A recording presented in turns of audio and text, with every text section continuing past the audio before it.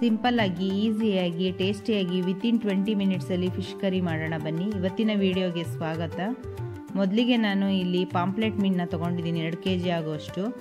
ಇದಕ್ಕೆ ನಾನು ಅರ್ಧ ಸ್ಪೂನ್ ಅರಿಶಿನ ಮತ್ತು 1 ಸ್ಪೂನ್ ಉಪ್ಪು ಹಾಕಿ ಅದನ್ನು ಚೆನ್ನಾಗಿ ಮಿಕ್ಸ್ ಮಾಡಿ ಇಡ್ತಾ ಇದ್ದೀನಿ. ಈಗ ಒಂದು ಪ್ಯಾನ್ನ ಒಲೆ ಮೇಲೆ ಬಿಸಿಗಿಟ್ಟು 2 ಸ್ಪೂನು ಧನ್ಯ ಮತ್ತು 1 ಸ್ಪೂನು ಕಾಳುಮೆಣಸು, ಅರ್ಧ ಸ್ಪೂನ್ ಮೆಂತ್ಯ, 1 ಸ್ಪೂನ್ ಜೀರಿಗೆ ಮತ್ತು 1 ಸ್ಪೂನ್ ಓಂಕಾಳು, ಒಂದು ದಪ್ಪ ಸೈಜ್ ಬೆಳ್ಳುಳ್ಳಿ ಮತ್ತು ಖಾರಕ್ಕೆ ಬ್ಯಾಡಗಿ ಮತ್ತು ಖಾರದ ಮೆಣಸಿನ್ಕಾಯಿ ಹಾಕ್ಕೊಂಡು ಡ್ರೈ ರೋಸ್ಟ್ ಮಾಡ್ಕೊತಾ ಇದ್ದೀನಿ. ಇದನ್ನು ಸಣ್ಣ ಉರಿನಲ್ಲಿ ಚೆನ್ನಾಗಿ ಫ್ರೈ ಮಾಡ್ಕೊಬೇಕು. ನೋಡಿ ಇವಾಗ ಫ್ರೈ ಆಗ್ತಾ ಇದೆ. ಈಗ ಇದಕ್ಕೆ ನಾನು ಒಂದು ದಪ್ಪ ಸೈಜು ಈರುಳ್ಳಿ ಮತ್ತು ಶುಂಠಿನ ಹಾಕ್ಕೊಂಡು ಹುರ್ಕೊತಾ ಇದ್ದೀನಿ.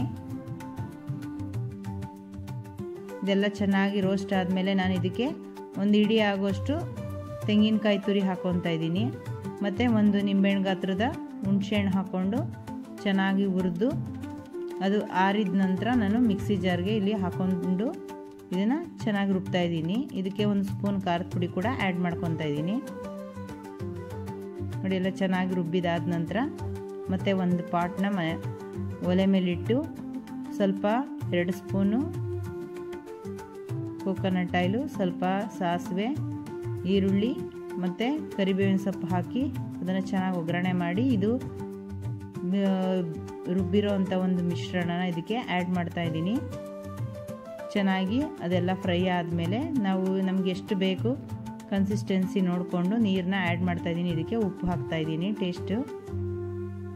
ಇದೆಲ್ಲ ಚೆನ್ನಾಗಿ ಮಳ್ಳಿದ ನಂತರ ನಾವು ಮೀನನ್ನ ಇದರೊಳಗಡೆ ಹಾಕಬೇಕು. ಮರಳಕ್ಕಿಂತ ಮುಂಚೆ ಹಾಕಬಾರ್ದು. ಚೆನ್ನಾಗಿ ಮಳ್ಳಿದ ನಂತರ ಉಪ್ಪು ಖಾರ ಎಲ್ಲ ಇಟ್ಕೊಂಡಿರುತ್ತೆ. ಈಗ ನಾನು ಇದಕ್ಕೆ ಫಿಶ್ನ ಆ್ಯಡ್ ಮಾಡ್ತಾ ಇದ್ದೀನಿ. ಈ ಫಿಶ್ನ ಒಂದು 10 ಮಿನಿಟ್ಸ್ ಬೇಯಿಸಿದ್ರೆ ಸಾಕು, ಬೇಗ ಬೆಂದ್ಬಿಡುತ್ತೆ. ಹಾಗಾಗಿ ಜಾಸ್ತಿ ಬೇಯಿಸೋದೇನು ಬೇಡ. ಈಗ ರುಚಿಯಾದ ಫಿಶ್ ಕರಿ ರೆಡಿಯಾಗಿದೆ ಅನ್ನದ ಜೊತೆ. ಹೇಗಿದೆ ಅಂತ ನೀವು ಮಾಡಿ ತಿಳಿಸಿ.